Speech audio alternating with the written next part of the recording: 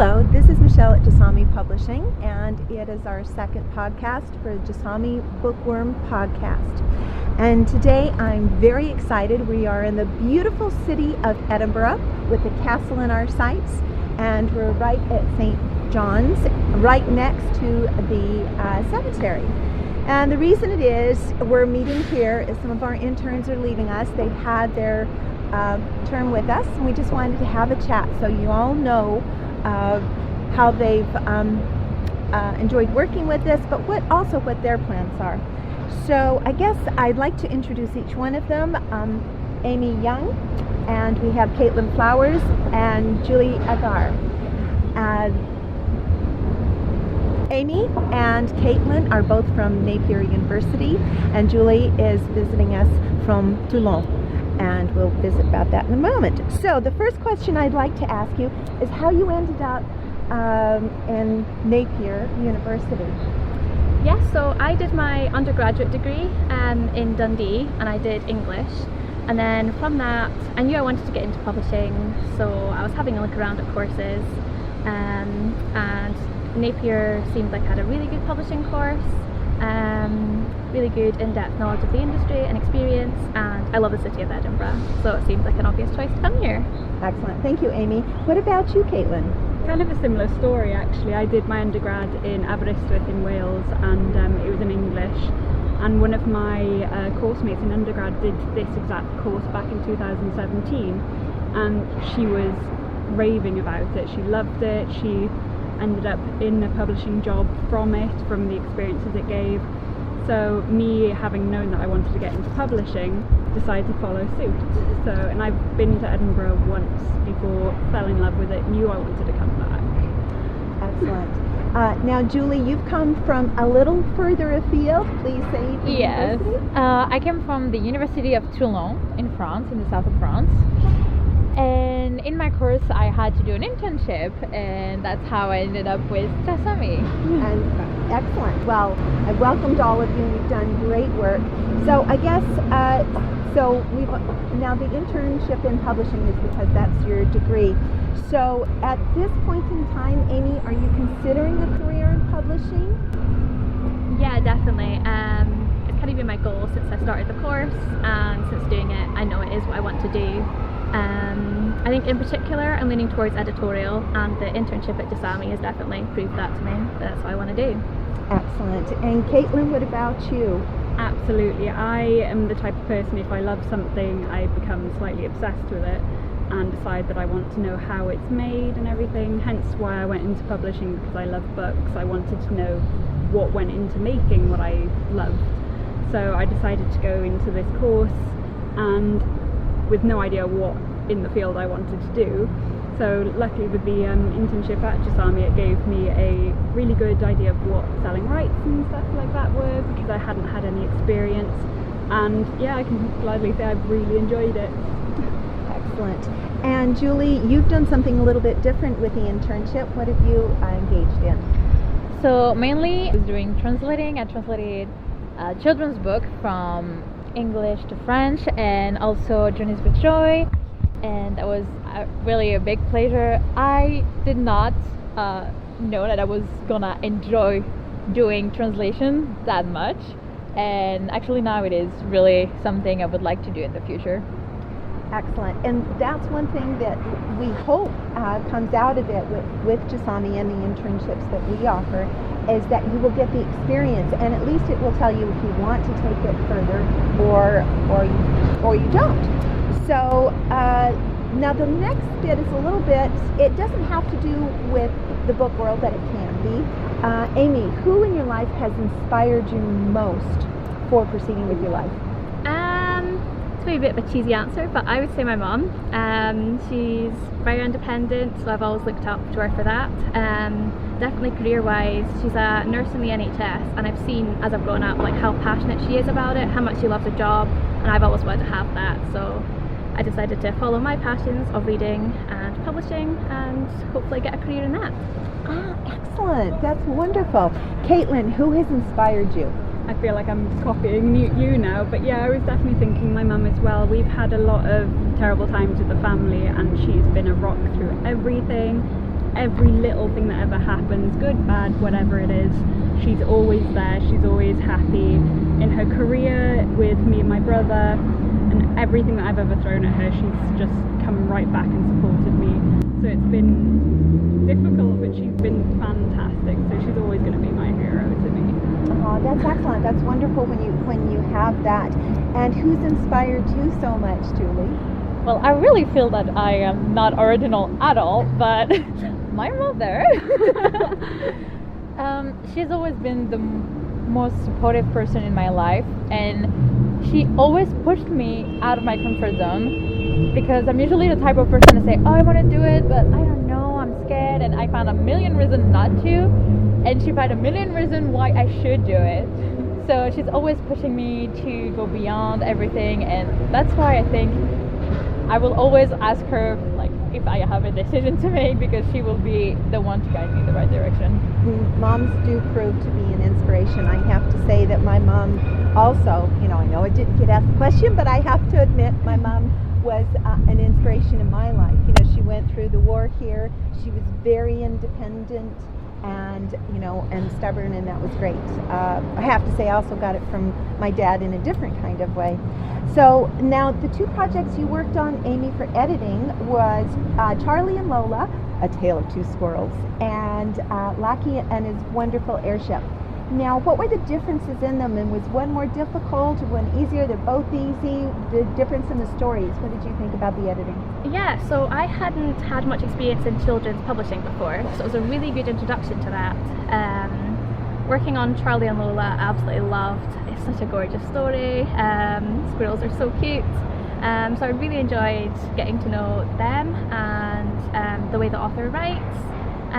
So yeah, it was really good to just find out the editing process, all the different stages it's got to go through. And then with Lucky, it was a bit different. You can tell the different styles of the authors. It was more reliant on pictures, so I was working off those, making sure the text matched up to that. So yeah, it was a really exciting process, and I'm really proud of what we've done. Excellent, and I'm loving it too. And as I do have to say that Charlie and Lola is the sequel to The Life of Charlie Ryan, A Squirrel's Tale. And there's lots of other little characters that come into it, which we'll talk about in a minute. Now, I know yours has been mostly research-based. Caitlin, what did you find most interesting about the research you were doing?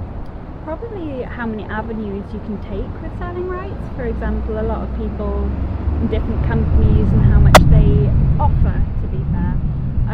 I think, for example, there's been a lot of people who specialise in one language, or people who specialise in everything.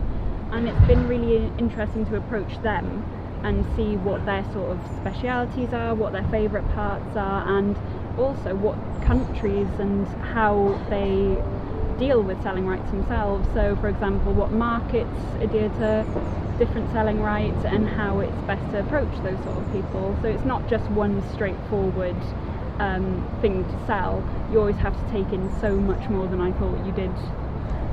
Because that does also include, not just as a publisher, but we have to look out for the rights for the author, as well as the illustrators and, those who are involved in creating the book itself, so which we're always about. So excellent.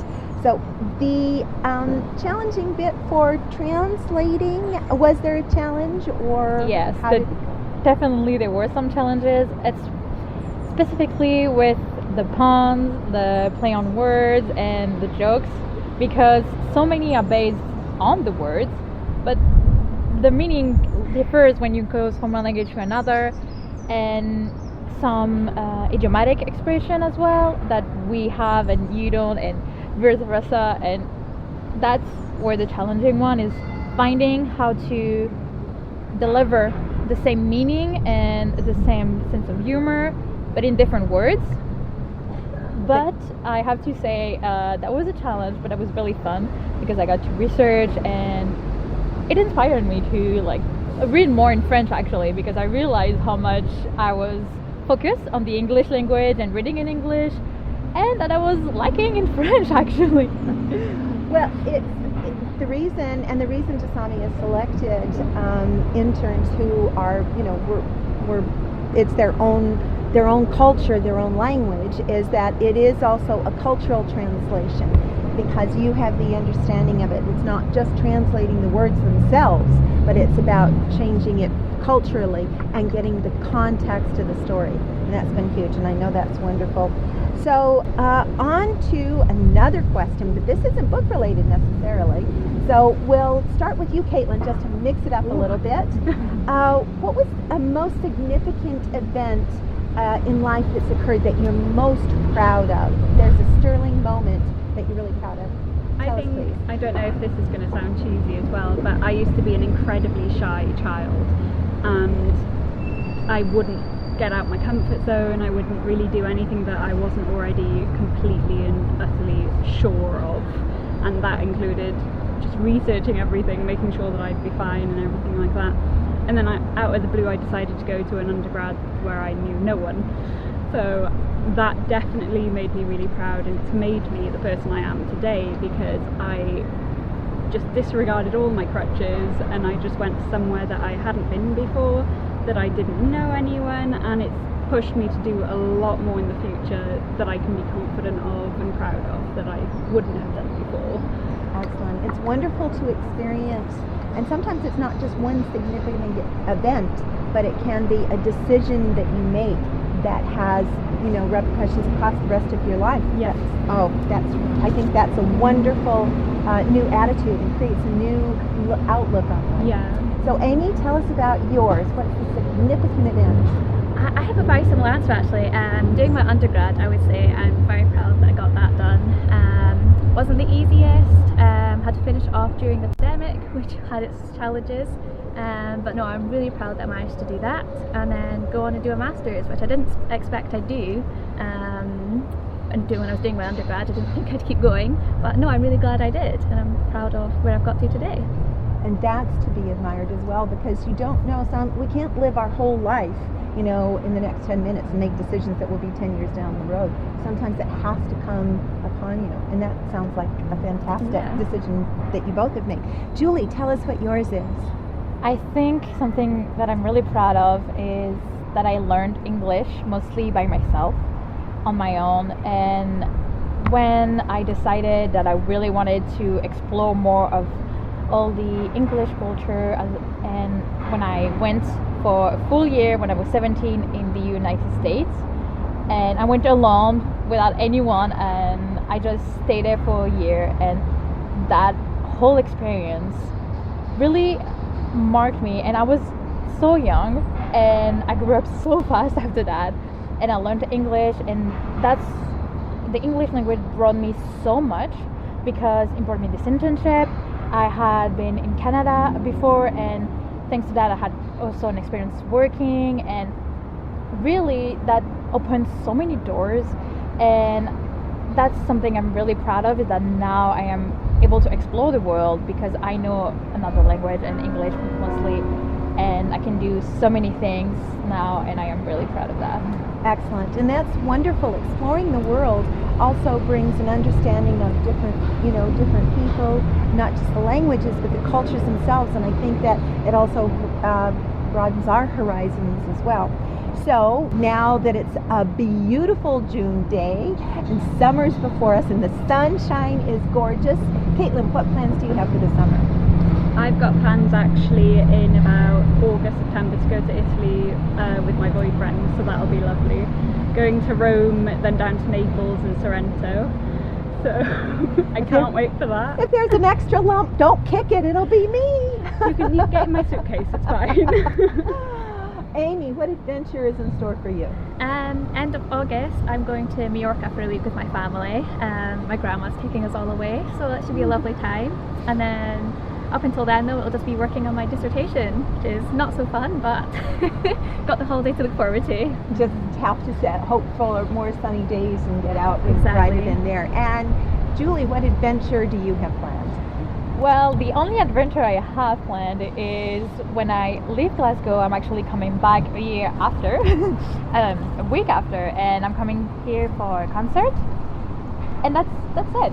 And then I go back to France, and I'm just gonna be working all summer and not much. I'll probably go to the beach a lot, mostly, and read. Okay, well, visitation rights, that's what I'm claiming here. Now, we all have different genres we love, authors we love, books we like to read. And I think they do change throughout our periods, of our life, what decade we're in. I'll start with you, Julie, just to mix it up again. Do you have a favorite genre or author at the moment that will lead into your summer reading? I know you're an avid reader. Yes. So now I'm reading a lot of romance books, like the one with the cartoon covers on it, and I just read a lot. I don't have one author particularly at the moment. I just, anything new that I see at the bookstore, I'm like, you're coming home with me. That's going to be one heavy case going back to France. Yes, it will. Caitlin, what about you? Will you have time for reading this summer? I'm not reading as much as I'd like to, but at the moment there's not a particular author, but I am on a hunt for a really, really good thriller horror book. I love those. It's complete escapism, and that's what I'm on the hunt for the moment. We'll need to get one of those for you. I think we might have something coming up soon. And Amy, what about you for summer reading while you're working on your dissertation, to give you a break, or favorite author? Yeah, so I have a very big pile to get through of books that I keep buying and then just don't have time to read. I'm hoping I will get some breaks from my dissertation. One of my favourite books is Shuggy Bane by Douglas Stewart, and so I recently got the new one, Young Mungo, so that's next to be read, I think. So yeah, looking forward to that. Excellent. So now the reason we've done this podcast is the interns keep Jasami going. It's their creativity that they bring, their new ideas, their fresh ideas, their youth enthusiasm, and that's all about it for us. So what I like to do, I know this wasn't on here, but a shout out to someone that's helped you a lot recently that you want to acknowledge in our podcast audience. And we'll start with Caitlin. I would say probably my brother. He is incredibly creative, whether it comes to fashion, music, because he makes music, or just he draws every now and again, or just things that he sends me, little tiny stories, about 2 sentences or so. You never expect what's coming with him. Excellent. And Julie, do you have a shout out to someone? Yes, it's my friend. His name is Alexi, and we talk so much all the time, and he's been really supportive, and we love talking about our lives together. And later this year I might move in with him to do a little roommate situation, so that would be amazing. And yeah, so shout out to him. Excellent. And Amy? I would also like to shout out my brother. He's a little bit younger than me, but he's just graduated from his undergraduate, so he's been giving me lots of advice. He works in marketing now, so he's been giving me lots of advice when I'm looking at Charlie and the marketing of that. And yeah, he's just been a great support while I've been working. Yeah, so thank you, James. Excellent. And did you want to say your brother's name, Caitlin? Yeah, so Joe Flowers. Excellent. Wonderful. Well, my shout out is to all of the interns who have worked with us in the last 6 months, and to say thank you for it. Your turn is going to be coming up soon. Hopefully it will be a beautiful day like it is today. And to also say that our next podcast will be at Alva Academy, and that's the high school where we had 2 interns, but it was more work experience, and it was 1 week. And so they'll be chatting about their 1 week with Jasami. Again, this is a thank you to everybody, to Amy, Caitlin, Julie, thank you very much. Also to our tech advisor, Ian Mack, for patiently doing the techie stuff.